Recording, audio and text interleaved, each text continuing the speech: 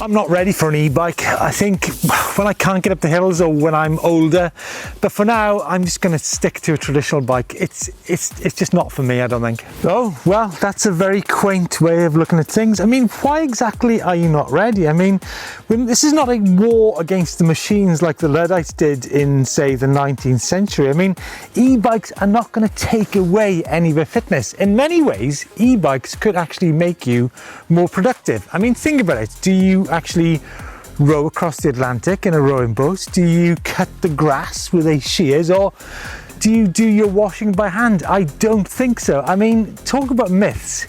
You're actually living in a fantasy world. Well, I go to a laundrette actually, and I make mountain bike tracks with a bullhook. But anyhow, there's no way I'm going to get an e-bike whilst my friends are riding traditional mountain bikes. I mean, I'm just going to be way ahead of them. We're just not going to be riding together anymore. Is this about you, or is this actually about your mates? I mean, who is in charge here exactly? Now, if you get an e-bike, you can still do all that different type of riding. You probably will be riding with a broader range of riders. I mean, you can still go out with, say, an Olympic athlete and ride in turbo mode. You can go out with maybe someone who's less fit and ride in eco mode. Yeah, you'll just probably be introduced to a far wider spectrum of riders. And look, let's face it, you can always ride in eco mode and have a massive workout, and everybody rides at different speeds. Everyone's doing a bit of nattering here and there.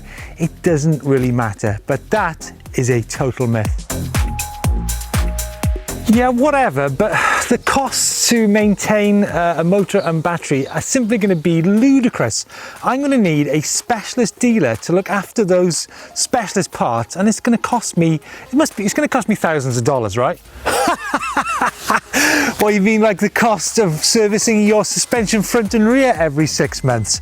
Look, obviously there's a few things you need to clear up here. Now, an e-bike battery is actually guaranteed, most of them for about 1,000 charges. Now that equates to about 30,000 kilometers. So it's more than likely that the rest of your bike is going to wear out quicker than your motor and your battery. And let's face it, the motor on an e-bike is sealed and is simply a no maintenance part of the bike. But you could be right, you might have to replace things such as chains or cassettes a little bit more frequently, and the reason for that is because you can be riding your e-mountain bike far more than a traditional one.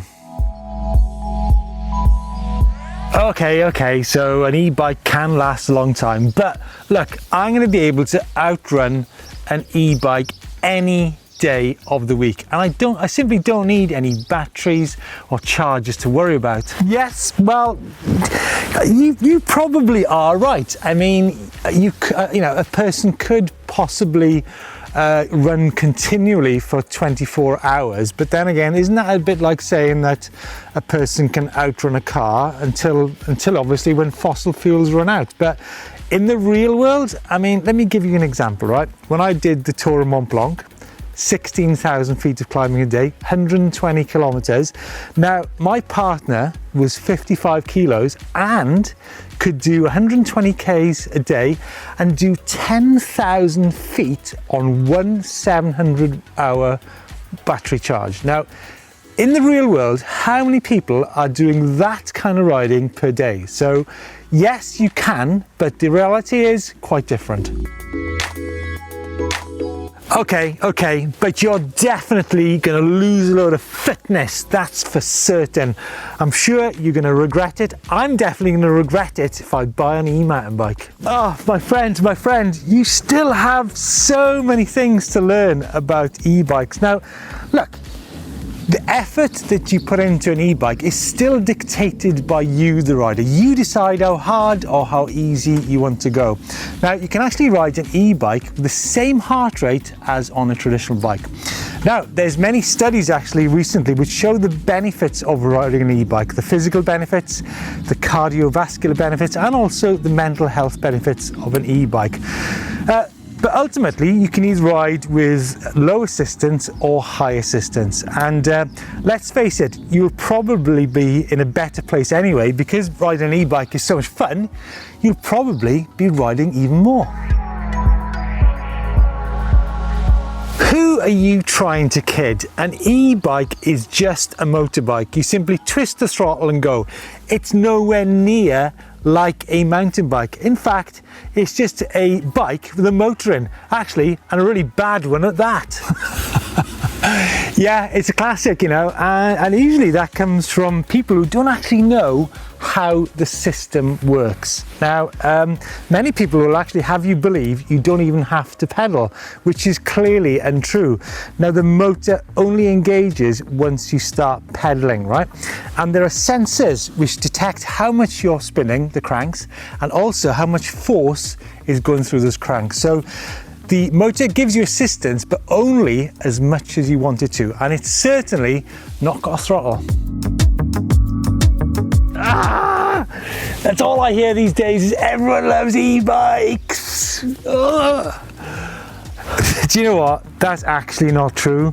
There are still a huge amount of people, some miserable people there, stuck in the muds that just don't want to live their lives. But look, if you think about it, bicycles, they've been around since what, 1886? And you look at the basic component parts of a bicycle, the cranks, the chain and the gears and the seat and the handlebars, they're still the same as they have been for what, like 140 years? But an e-mountain bike with a mid-drive has only been around for 10 years. So is it no wonder that there's still a lot of people trying to tune their brains into this whole new world of mountain biking?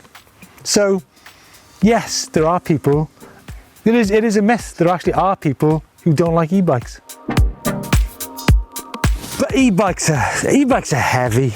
They're not heavy, they're just the weight of an e-bike. If you want to compare it to other things, I mean, a mountain bike weighs in these days at what, about 13 to 15 kilos. One of the lightest e-bikes, probably about 17 to 18 kilos.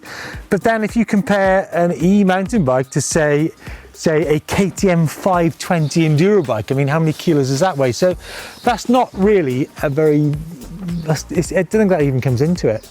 It's just a different weight. So what? And e-bikes are expensive. Nobody's going to buy them. Yes, and on that subject, I'd like to ask you guys, I mean, are e-bikes a lot of money? The cost is certainly quite negligible when it comes to charging them, but I'm sure many of you would like to see some less expensive e-bikes on the market, around about from the £1,000 to the £2,000 mark. But let's know your thoughts. I mean, get involved in this discussion about e-bike myths. I'm sure there's some which certainly do still apply and ones which are gradually fading out. So get involved in the comments down below, and don't forget to follow us on social media to keep up with the latest e-bike gossip.